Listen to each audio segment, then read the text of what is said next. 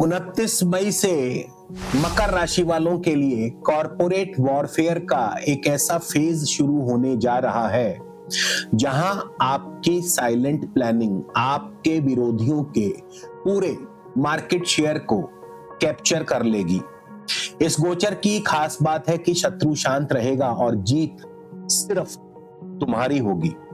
बुध का ये स्वराशि का गोचर या तो लायबिलिटी का परमानेंट सेटलमेंट या न्यू रेवेन्यू मॉडल की शुरुआत करेगा।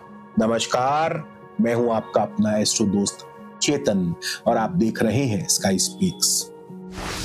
29 मई 2026 की सुबह 11:14 पर राजकुमार बुध अपनी स्वराशि मिथुन राशि में आपके छठे भाव यानी ऋण, रोग और शत्रु भाव में प्रवेश कर रहे हैं और 22 जून तक बुध इसी भाव में गोचर करेंगे। इस गोचर फल को अपने लगन और राशि दोनों से देखें। लगन आपकी जमीनी फाइनेंशियल हकीकत को दर्शाता है और राशि आपके मेंटल रिस्पॉन्स को।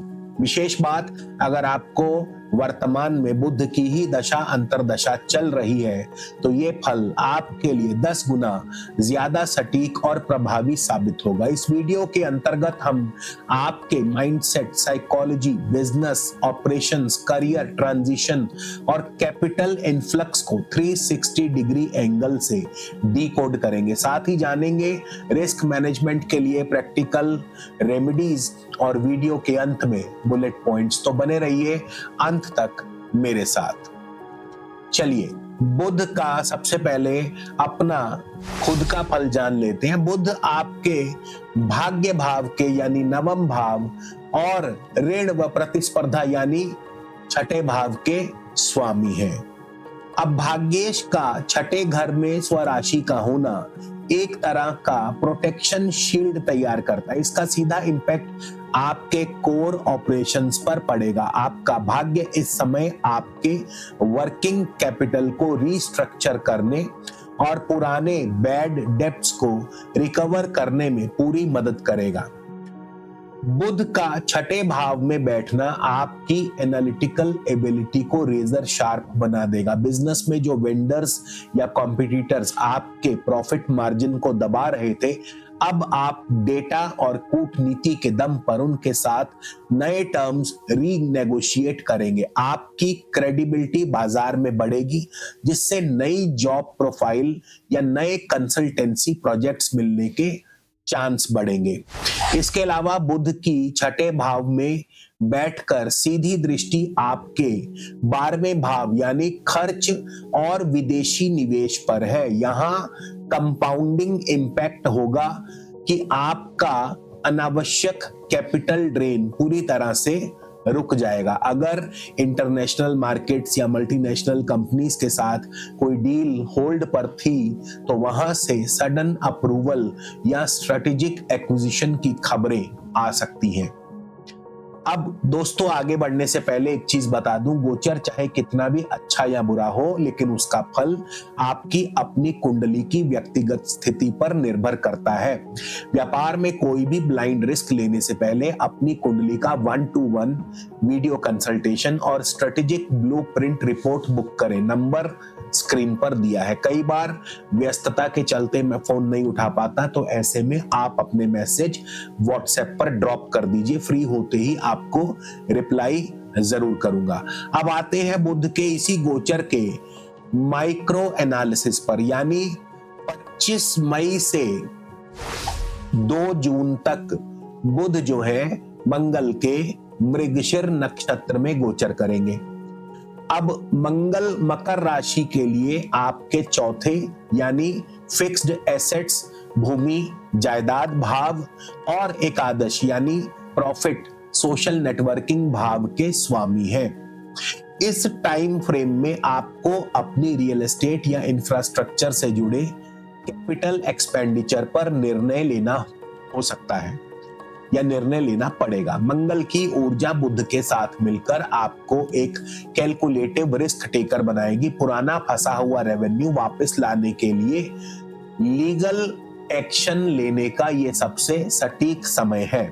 इसके बाद 2 जून से 11 जून तक बुध आर्द्रा यानी राहु के नक्षत्र में गोचर करेंगे और राहु वर्तमान में आपके दूसरे भाव यानी संचित धन और लिक्विडिटी के भाव में गोचर कर रहे हैं। यहां बड़ा ट्विस्ट आएगा। राहु और बुध का ये कॉम्बिनेशन आपकी साइकोलॉजी में शॉर्टकट से वेल्थ क्रिएशन का एक खतरनाक लालच पैदा कर सकता है। बाजार की अफवाहों पर भरोसा करके डेड इन्वेस्टमेंट्स में पैसा न फंसाएं। अपनी परचेजिंग पावर को होल्ड करके रखें। नए वेंडर्स पर आंख मूंद कर भरोसा न करें। बैकग्राउंड वेरिफिकेशन जरूरी है। इसके बाद 11 जून से 22 जून तक बुध जो है पुनर्वसु यानी गुरु के नक्षत्र में गोचर करेंगे। देवगुरु बृहस्पति मकर राशि वालों के लिए तीसरे भाव यानी कम्युनिकेशन, शॉर्ट ट्रेवल्स और 12वें भाव यानी इंटरनेशनल एक्सपेंशन और खर्च भाव के स्वामी है। तो इस आखिरी फेज में आपकी नेटवर्किंग और क्लाइंट एक्विजिशन कमाल की होगी। बिजनेस एक्सपेंशन के लिए आपको छोटी मोटी कमर्शियल यात्राएं करनी पड़ सकती हैं जिनका रिटर्न बेहद शानदार रहेगा। अगर बैंक लोन या नई क्रेडिट लाइन के लिए अप्लाई करना है तो ये टाइमिंग सबसे बेस्ट रहेगी। अब बात करेंगे प्रैक्टिकल स्ट्रेटेजी और रेमेडीज के बारे में। तो अपनी सभी लीगल फाइल्स, टैक्स कंप्लायंस और बिजनेस कॉन्ट्रैक्ट्स को री ऑडिट करवाएं। 2 जून से 11 जून के बीच कोई भी वर्बल कमिटमेंट ना करें। सब कुछ ब्लैक एंड व्हाइट में होना चाहिए। अपने वर्क प्लेस या ऑफिस की उत्तर दिशा को पूरी तरह से साफ करें। इस जोन में एक ग्रीन जेड पिरामिड रखने से आपके बिजनेस में नए क्लाइंट्स और नए प्रोजेक्ट्स का फ्लो लगातार बना रहेगा। डिसीजन मेकिंग को अचूक बनाने के लिए मकर राशि के पुरुष अपने दाएं हाथ की कनिष्का में और महिलाएं अपने बाएं हाथ की कनिष्का में 5 से 6 रत्ती का उच्च कोटि का पन्ना बुधवार की सुबह सोने या चांदी में धारण कर सकते हैं। ये आपके भाग्येश बुध को सीधे बल देगा। इसके अलावा राहु के आर्द्रा नक्षत्र के मानसिक भ्रम से बचने के लिए पक्षियों को नियमित रूप से सप्त धान्य यानी 7 प्रकार का अनाज मिश्रित करके डालें और ओम ब्राम ब्रीम ब्रोम स बुद्धाय नमः इस मंत्र का रोज शाम को कम से कम 1 माला जाप अवश्य करें।